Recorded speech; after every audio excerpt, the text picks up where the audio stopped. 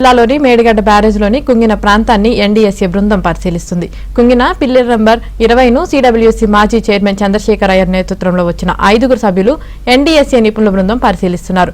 అలాగే మేడిగడ్డ బ్యారేజ్ పై 7వ బ్లాక్ ను సైతం పరిశీలిస్తున్నారు.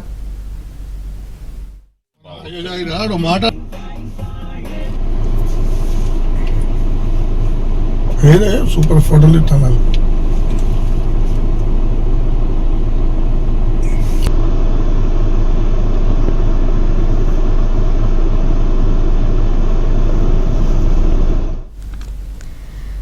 ఈ విషయానికి సంబంధించి మరింత సమాచారం మా ప్రతినిధి నవీన్ అందిస్తారు. నవీన్, చెప్పండి, మేడిగడ్డ బ్యారేజ్ లోని కుంగిన ప్రాంతాన్ని ఎన్డీఎస్ఏ బృందం పరిశీలిస్తుంది. దీనికి సంబంధించి మీ దగ్గర ఉన్న పూర్తి అప్డేట్స్ ఏంటి?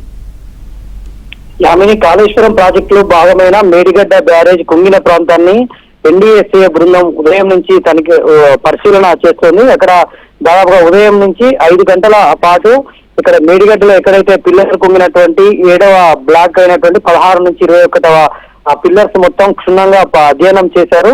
లోపల నది లోపలికి దిగి మొత్తం నది గర్భంలోకి పరికరాలను చొప్పించి అది ఏ మేర కుంగుబాటుకు గురైంది, ఎందుకు అది కుంగుబాటు కావాల్సి వచ్చింది అన్నటువంటి కారణాలను బృందం అన్వేషిస్తుంది.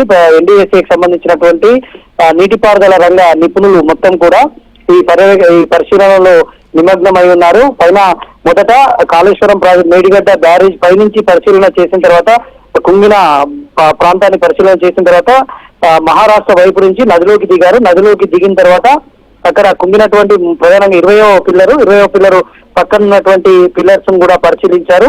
అయితే ఒక పిల్లర్ తొలగించి మళ్ళీ పునర్నిర్మాణం చేయవచ్చా అనేటువంటి కోణాలను కూడా ఈ బృందం అధ్యయనం చేయనుంది.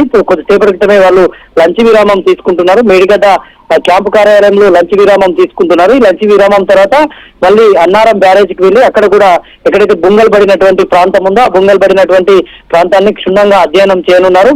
అయితే ఈ ఎన్డీఎస్ఏ నిపుణుల బృందానికి సంబంధించినటువంటి నివేదిక అనేటువంటి చాలా కీలకంగా మనం భావించాల్సి ఉంటుంది. ఎందుకంటే అధికార పార్టీ ఏమో ఈ ప్రాజెక్టు పనికిరాదు, ఇదంతా కూడా డబ్బులు వృధా చేయడానికి అప్పటి కేసీఆర్ ప్రభుత్వం ఇలా చేసిందని అధికార పార్టీ ఆరోపిస్తోంది.